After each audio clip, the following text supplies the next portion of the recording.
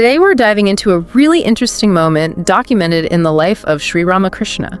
We're looking at those first encounters between Sri Ramakrishna and Mahendra Nath Gupta, who later became known as M, or Master Mahase. Yeah. This all starts around March 1882. Yeah, it's a fantastic glimpse into the very start of this, significant relationship. You've got the spiritual teacher and the person who'd end up recording so much of his wisdom. It really is. And I think what's compelling, whether you're interested in spirituality or just, human interaction, is seeing how a teacher like this engages with someone new. Right, and the challenges that come up, how preconceived ideas get tested. And you also see the core teachings starting to emerge right there in these initial talks. Okay, so let's get into it. The story kicks off, as you said, March 1882. The setting is Rasmani's temple garden in Dakshineswar, near Calcutta. And Mahendra, our main figure here, besides Ramakrishna, he comes from a Brahmo background. Which is important context, right? The Brahmo Samaj, it was a kind of reform movement within Hinduism, monotheistic, emphasizing reason. Exactly. And importantly, they generally rejected idol worship. Mahendra himself was the headmaster of Vidyasagar High School, a respected intellectual. So he wasn't initially a follower, just visiting. Right, visiting with a friend, mostly out of curiosity, it seems. And what was his first impression? The place itself? Well, the biography mentions he was immediately struck by the beauty of the garden, but then drawn to Ramakrishna's room. He heard him talking to devotees. Yes, and the text says he was charmed with what he heard. Even things like the smell of incense from the room made an impression. It's interesting how those sensory details stick, isn't it? It grounds the whole experience. It really does. It shows how these encounters aren't just intellectual, they're holistic. So after being drawn in, he eventually goes into the room for that first brief chat. He does. He asks a maidservant first, then he and his friend go in. Sri Ramakrishna was alone at that moment. Okay. Mahendra greets him respectfully, sits down, and the initial talk is, pretty mundane actually. Like what? Asking about his job, where he lived, simple things. But Mahendra noticed something. What was that? He perceived Sri Ramakrishna as seeming a bit absent-minded sometimes. But that wasn't really it, was it? No, exactly. He later understood this as Sri Ramakrishna being deeply absorbed in God consciousness. But at first, Mahendra just saw it through his own sort of worldly lens. That contrast is fascinating. The intellectual trying to grasp a mind operating on a totally different plane. It really sets the scene. Mahendra felt maybe they were intruding, suggested leaving for prayer time. And Ramakrishna's reply? Kind of detached. Well, no, not exactly that. It just highlights that difference again. But he invited him back. Yes, a simple invitation to return. And Mahendra did. He came back the very next morning. That first meeting must have sparked something. It clearly resonated. So the second meeting starts, and Sri Ramakrishna greets him warmly, asks about Keshav's health. Keshav Chandra Sen, the Brahmo leader, shows his, care for others. Right. But then things get more personal. Oh, definitely. Yeah. He asks Mahendra directly, point blank, "Are you married?" Wow. And Mahendra's reaction, the text says he felt ashamed. Yes, ashamed. And he even started questioning internally, is it so bad to marry? Which is quite something for a man of his standing. It really goes against the grain. It's like Ramakrishna immediately zeroed in on some underlying tension or doubt Mahendra had. It seems like it. It instantly challenged Mahendra's previous notions, as the text puts it, about what a good or worthy life involved. And he didn't stop there, did he? Nope. Followed up with, have you any children? And Mahendra's response? A sort of apologetic, yes, sir. And Sri Ramakrishna expressed sorrow, which shook Mahendra even more. It's like he was bypassing all the usual social buffers, just getting straight to the core issues of Mahendra's life and how he felt about them. Precisely. Cutting through the surface. But it wasn't entirely negative, was it? No, you're right. After this kind of initial shock, Ramakrishna shifted tone. Yes. He looked at him kindly, apparently, and said something like, well, there are some good signs on your body. Good signs? What did he mean? He mentioned seeing them on his forehead and eyes. It points to this, deeper way of seeing people, beyond just the surface or their social role. An intuitive insight. So it's a mix. A direct challenge to the ego, but also this gentle affirmation. Seems very deliberate. Very much so, like he's trying to wake Mahendra up, in a way.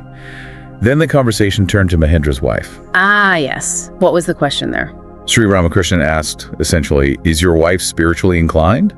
Or is she pulling you away from God? Or is she possessed of attributes leading Godward, or the opposite?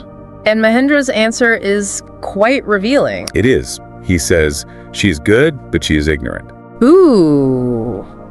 That sounds a bit patronizing, like he sees himself as intellectually or spiritually superior. Exactly. And Sri Ramakrishna picks up on that immediately. His response is legendary. And you are wise. Bingo. Just imagine hearing that. It must have been a real jolt, forcing Mahendra to see his own pride. A total checkmate moment for the ego. So where did the conversation go from there? It moved towards the nature of God, specifically the classic question, God with form or God without form? And Mahendra, given his Brahmo leanings? He preferred the formless aspect, naturally, which aligns with that emphasis on reason and rejecting idols. But Sri Ramakrishna's view was broader. Much broader. He basically said both are true. Both paths are valid. He told Mahendra, you stick to that one which you like, but crucially, don't think your way is the only way or that other views are wrong. That's such a core theme in his teachings, isn't it? This acceptance of diversity in spiritual paths. Absolutely. Very inclusive, very non-dogmatic. It's about personal resonance, not rigid rules. But Mahendra, being the intellectual type, pushed back a bit, especially on image worship. He did. He questioned, okay, even if God has form, surely that form isn't the actual clay image people worship. A logical question from his perspective. Fair enough. And Sri Ramakrishna clarifies, of course not. He is embodied consciousness. The image isn't God, but God can be perceived through it. It's a focus point for consciousness. That's a subtle but important distinction, consciousness embodied in it, not that the clay is God. Exactly. But Mahendra still felt this urge, this duty almost, to correct people who worshipped images. The reformer's zeal. How did Ramakrishna handle that? This is where he gets really sharp. He basically tells him off for it. Really? What did he say? Something like, bah. It's become the fashion with you Calcutta people to lecture and teach others. He asks, why don't you teach yourselves first? Who are you to teach others? Wow, that's direct. A real critique of that kind of maybe intellectual arrogance. Completely. He's saying focus on your own realization first. Don't run around trying to fix everyone else's path. What was the reasoning behind that? Trust God to guide people. Precisely. He emphasized trusting the Lord of the universe to guide each person appropriately. He pointed out that even when someone worships a clay image, they are ultimately calling on God. And God understands the intention behind it. Yes. God isn't limited by the form. He receives the devotion directed towards him, regardless of the symbol used. Ramakrishna's advice to Mahendra was basically, worry about your own knowledge and devotion. Get your own house in order before telling others how to arrange theirs. You got it. True understanding comes from within, not from correcting others externally. That's a powerful message. And he used an analogy to explain why there are different forms of worship, right? The mother and her children. Yes, a wonderful analogy. He compared God to a mother with 5 children. She doesn't cook the same rich food for everyone. She prepares different dishes based on what each child can digest. So different spiritual practices are like different meals suited to different digestive capacities. Exactly. Some need simple practices, some can handle more complex philosophies. God provides variety because people have different temperaments and levels of understanding. It really underscores that idea of acceptance. It's not about which practice is best in absolute terms, but what nourishes the individual devotee. And Mahendra apparently found this very convincing. It resonated with him. I can see why. It's so practical and compassionate. So after this, Mahendra actually asked for guidance for himself. How to turn his own mind to God. He did. And Sri Ramakrishna gives some very clear, practical advice. Like what? First, constantly taking God's name and singing his praises. That devotional practice, remembrance. Okay. Chanting, curtain, that sort of thing. Right. Second, the importance of associating with genuine devotees or monks, satsang, basically. The value of spiritual company. Community and support.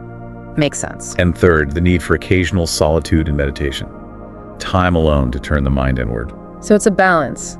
Outward devotion, community, and inner contemplation. A pretty comprehensive approach, yeah. But Mahendra was a householder, a headmaster, married with kids. What about living in the world? Did Ramakrishna address that? Oh, absolutely. That was crucial. He gave very specific advice for people engaged in worldly life. What was the core idea?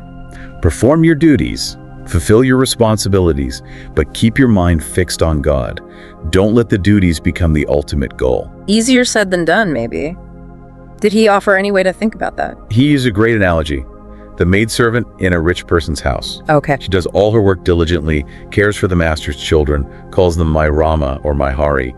But in her heart, She knows her real home, her real children are back in her village. Ah, I see.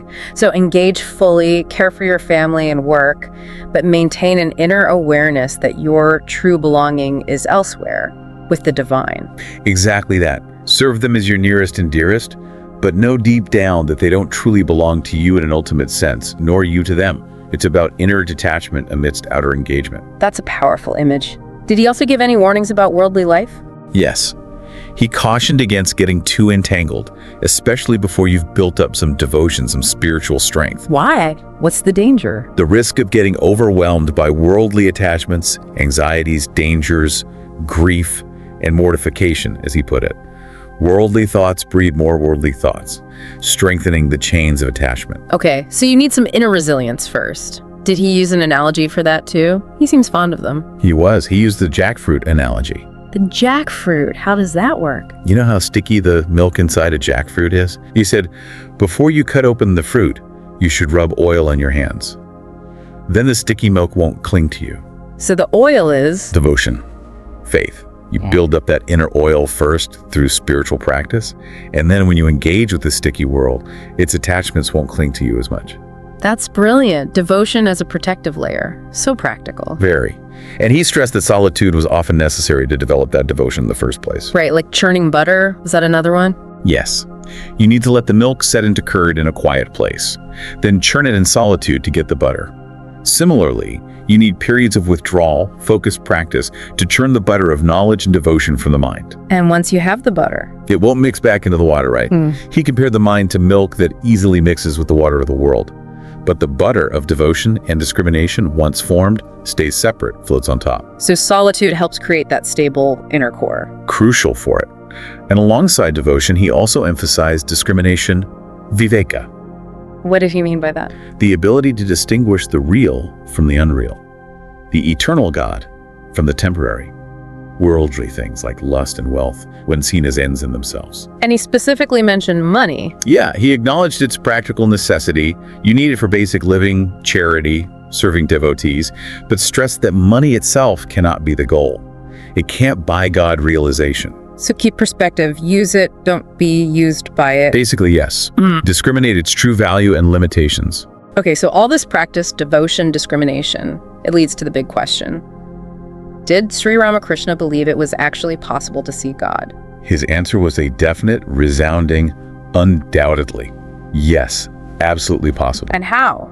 Through the practices he mentioned. Yes, solitude, taking God's name, singing praises, discrimination, those are the means. But he added something absolutely critical. What was that? Intense yearning. A deep, powerful longing for God. Yearning. That sounds like more than just intellectual belief or following practices. It's emotional, visceral. Exactly. He talked about weeping for God, not the kind of tears we shed over worldly losses, losing a job or money or even loved ones, but tears shed out of pure longing for the divine. A different quality of emotion entirely. Completely.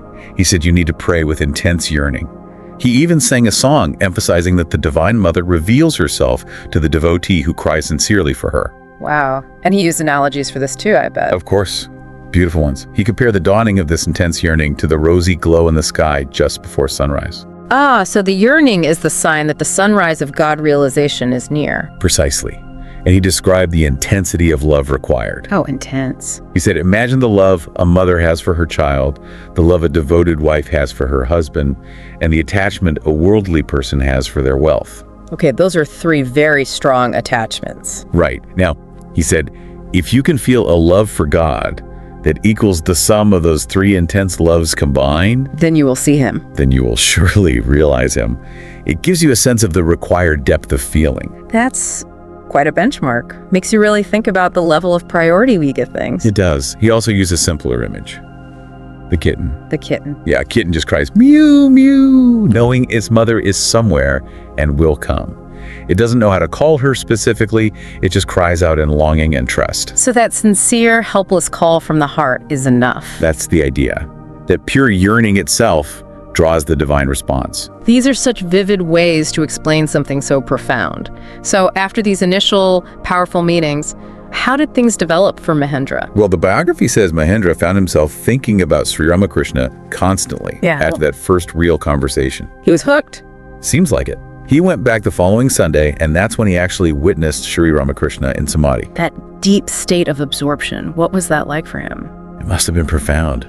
Seeing the master shift from, joking and laughing one moment to being completely immersed, sometimes with tears flowing the next, it showed Mahendra the sheer depth and reality of Ramakrishna's inner state.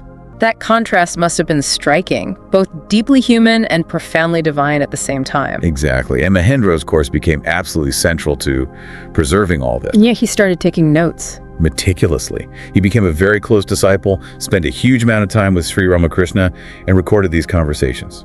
He also brought many other students, relatives, to meet the master. And those notes became the Gospel of Sri Ramakrishna, arguably the most famous record of his teachings. That's the one. So that initial encounter, driven by curiosity, completely changed the course of Mahendra's life, and indirectly, how millions came to know Ramakrishna. Did Ramakrishna recognize this special connection, this role Mahendra would play? It seems he did. He told Mahendra something quite remarkable. You are of my own group of the same stuff, like the father and his son. Wow. He said Mahendra had sort of forgotten himself before coming there, but now he would remember his real nature. It suggests this deep, almost faded spiritual kinship. A recognition across lifetimes, perhaps? That's beautiful. And wasn't there a story Ramakrishna told him about remembering one's true nature? Yes, the story of the tiger raised by goats. Fantastic allegory. How does it go again? A tiger cub gets separated from his mother, raised among goats. It eats grass, bleats like a goat, completely forgetting it's a tiger. Until one day, a fierce, wild tiger comes upon the flock, sees this grass-eating tiger, and is astonished. It confronts the goat tiger, drags it to the water to see its reflection, forces it to eat meat. And suddenly it remembers. Exactly. It lets out a real tiger's roar and realizes its true, powerful nature. So the guru is like the wild tiger, waking us up from our goat nature. That's the parallel. We forget our divine potential, living limited lives, until a teacher helps us see our true reflection and remember who we really are. A really powerful metaphor for spiritual awakening. But Ramakrishna also gave Mahendra a specific warning, didn't he, given his intellectual background? Yes, recognizing Mahendra's rationalistic turn of mind, as the text says, he cautioned him against vain disputation. Meaning, don't get lost in endless arguments and debates. Right. He stressed that the goal is realizing God, not just winning arguments about him. He even mentioned how he himself had prayed to the Divine Mother to cure him of any tendency towards mere intellectual wrangling. Prioritizing experience over abstract debate. So looking back at this whole initial phase, Mahendra comes out of curiosity, maybe a bit of intellectual skepticism. And he gets his ego challenged, his assumptions questioned. Learns about different paths, the importance of devotion, solitude, discrimination. Sees the master in ecstasy, hears these incredible analogies. And finds this deep, life-altering connection. Exactly. The key takeaways from just these early meetings are huge. The challenge to ego, the focus on personal practice, the acceptance of diversity, and above all, that need for intense, heartfelt devotion or yearning. And it's amazing to think how pivotal this was, not just for Mahendra personally, but for the legacy of Sri Ramakrishna's teachings, thanks to the record Mahendra kept. Absolutely. His role as M is indispensable. It's a direct result of these transformative encounters. So for you, listening to this deep dive, maybe take a moment to reflect. What parts of your own life, your own beliefs, might benefit from a similar kind of honest look? Yeah, are there assumptions you hold, maybe unconsciously, that could be challenged? Preconceived notions that might actually be limiting your understanding or experience? What comfortable patterns, maybe like Mahendra's initial intellectual stance, are you drawn back to? And thinking about that tiger story, what might your own true, maybe forgotten potential look like? A lot to chew on there. Definitely. Thanks for joining us for this deep dive. I hope you like this chapter. We need volunteers and sponsors to create content with even better quality and with more variety. If you wish to join this initiative as a volunteer or sponsor, please click the links given in description below. To help us reach more viewers, please like, comment, share, and subscribe to Biography Central. Thank you for your time. It means a lot. Namaste.